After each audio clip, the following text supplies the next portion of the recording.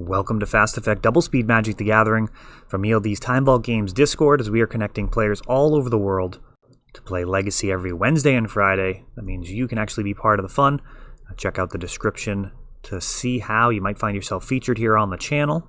We've got Heather on Death and Taxes versus Mark on 4-color Loam, and while we're waiting for the action to kick off, greatly appreciate you hitting that subscribe button so you can be kept up to speed with all of our videos. We actually have new videos every single day. And we do spoiler reviews, occasional rants, and pretty much open to making whatever type of videos that you guys want. Just let me know in the comments if there's subjects you want me talking about or things that you want to see here on the channel. We'll do our best to make it happen if it's going to be something that people will really enjoy. Do really enjoy Heather's playmat there, the Mercadian Masks Dark Ritual. It's a beautiful piece by Rebecca Gay. I don't know if she'll be back to doing magic art ever. Aether Vial here, off of a Plains.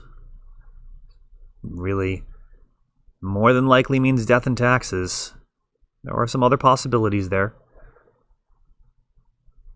Some Spirits decks could possibly make that play, but if you see that in Legacy, you're going to assume that there's going to be a Thalia coming up in the near future.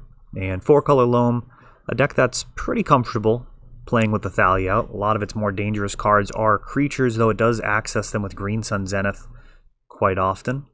And we've got an Abrupt Decay that's actually looking to slow things down right away, get rid of that Aether Vial.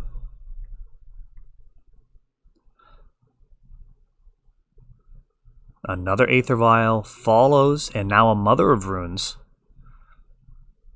Aether Vial is very, very strong in Death and Taxes, though the deck occasionally does run into an issue of, like there with double Aether Vial.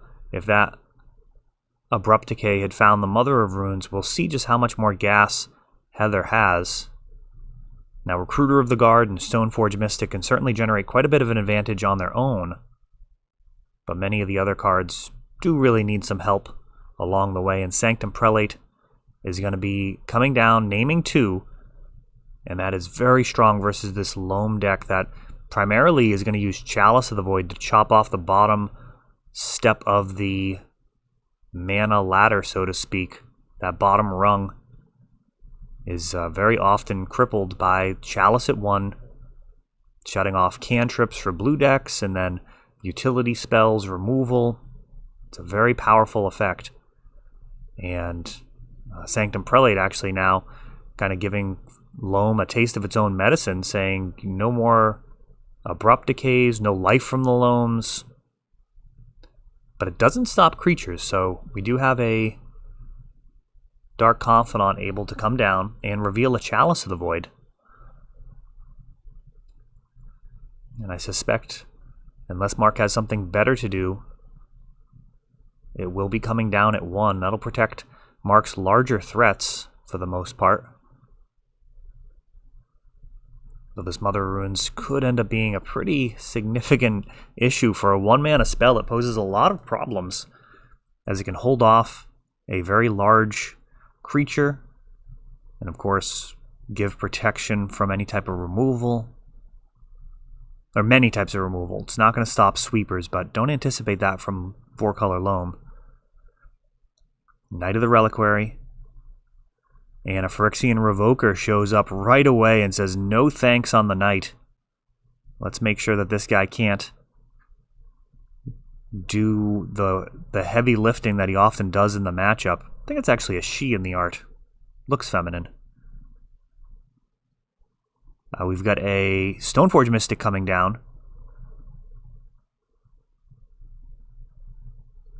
And no good targets yet for the Wasteland. So this Knight of the Reliquary, not exactly gigantic. Sword of Fire and Ice. And yet another Chalice.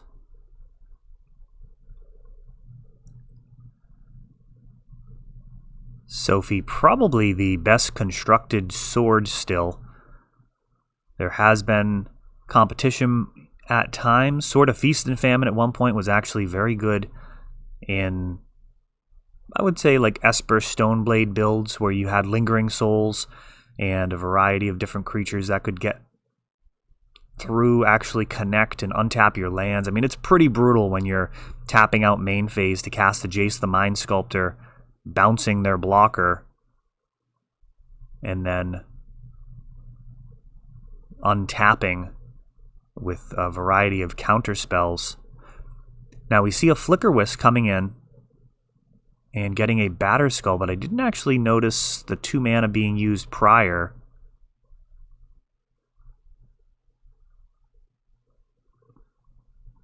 Flickerwisp holding Sword of Fire and Ice is going to wrap this thing up pretty quickly. And yet another basic Plains. No targets here for Wasteland the whole game. And Death and Taxes actually does have quite a lot of non-basics, despite being a deck that is entirely mono-white with almost all the builds. Occasionally you'll see a black splash, but for the most part, totally mono-white. And that mana base does have Rishadenport, Wastelands, Karakas, occasionally venturing into some other utility lands. So Wasteland, not usually great versus it, but not usually this poor. I have seen Blood Moon actually be very good versus Death and Taxes at times.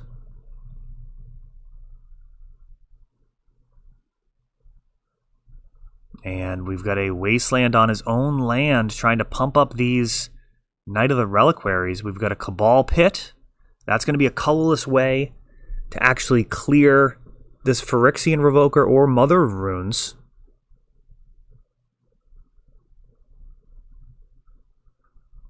And we'll see Heather has no responses. And Life from the Loam now bringing back the Cabal Pit. And we really have ourselves a game here. A Knight of the Reliquary can actually grab a Mazavith.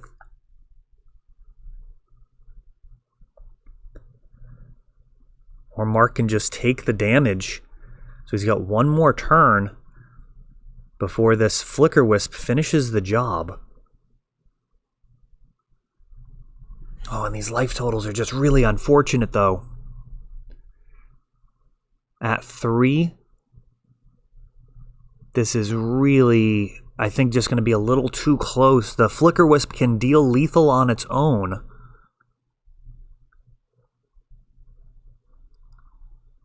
Which means another creature holding the Sword of Fire and Ice can also represent lethal, which can be protected from Mother of Runes. This could go any number of ways, but Mark's back is really up against the wall here. Let's see if he can navigate this. Given enough time, he would win. Like, if the life totals were like 100 each, eventually that Cabal Pit would have got the job done. Getting rid of the Mother of Runes.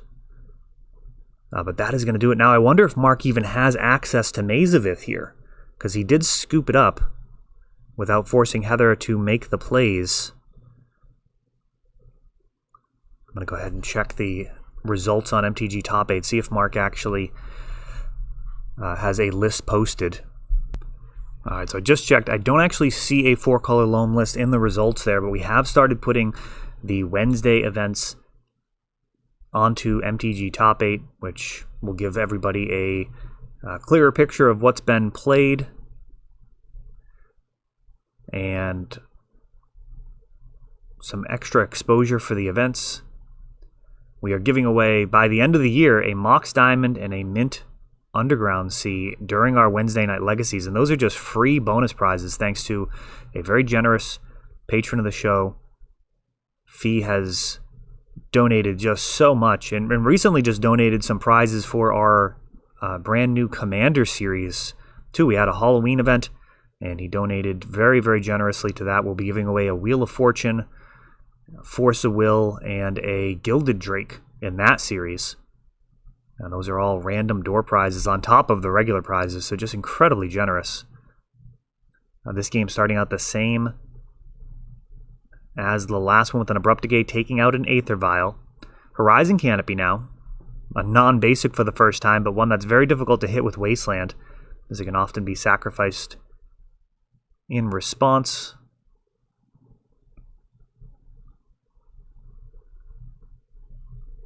It's the type of land that can be kept back for Stoneforge Mystic.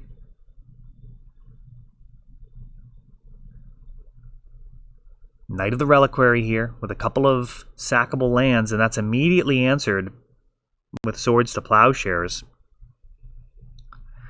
Caracas into Sanctum Prelate.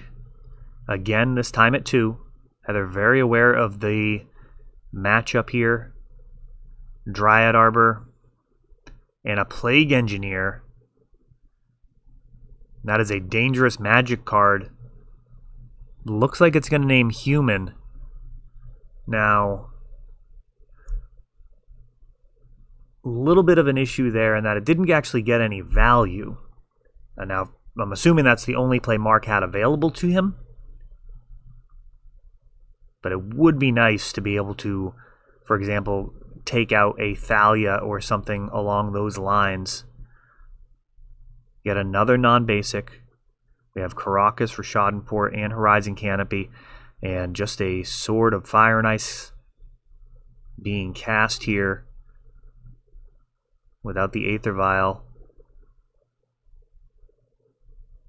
Heather's turn is going to be a lot more predictable. And this is a new Zendikar Rising card. Looks like it's distributing +1/+1 counters with each landfall. That's not the Canyon Jerboa, is it? Let me know in the comments if you recognize that card.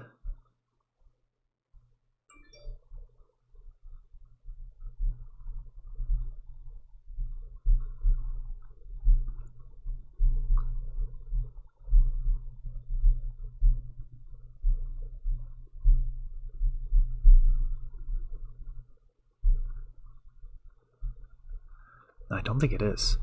Oh, and I missed some stuff here. Look at this. Stepped away for a second to look at the Gatherer, and we've got a Flicker Wisp. This Sword of Fire and Ice going on a rampage. Carried by the Sanctum Prelate. And this thing is making cats as well. Leovold. Leovold at least going to survive the shock effect from Sword of Fire and Ice, but he can be bounced with Caracas if need be. We've got a Apparition taking out the Leovold, which really in this deck ends up being like a Vindicate. 3-mana Vindicate with a body. And the only way that it backfires is if that Apparition actually leaves the battlefield. I think it actually has to die. I think you can actually bounce it without them getting something. I'll have to check on that. This is still a new card, and at this point, Sword of Fire and Ice just creating such an overwhelming advantage. Now, Heather did win that first game, so if she takes this down, that will be the match, and it looks very, very likely a Wasteland.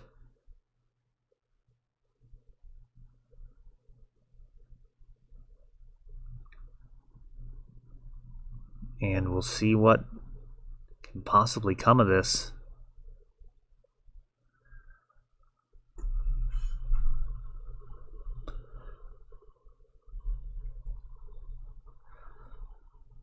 So these landfalls creating cats.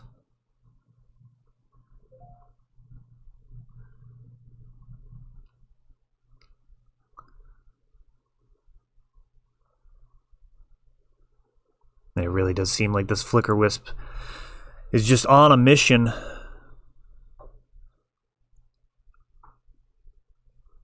Force of Vigor? Force of Vigor being revealed, and that is apparently not going to do it. As Heather takes that one down, despite some Unnamed Tech. Let me know in the comments what that card is that's spitting out the cats. Wasn't enough in that game, but we'll see if it ends up being a worthy inclusion in future builds of 4-color Loam. I will say sets have been giving us new things to play around with, and I expect Commander Legends will continue that trend in 2020 of some printings that are at least worth investigating. That is all for this one, but don't worry, there is a lot more. You can check out our older videos, and we're always putting out new videos from ELD's Time Vault Games in Bellingham, Massachusetts. If you want to help the channel, of course, you can like, subscribe, share, tap that notification bell so you can know the next time our new videos come out. Thanks for watching.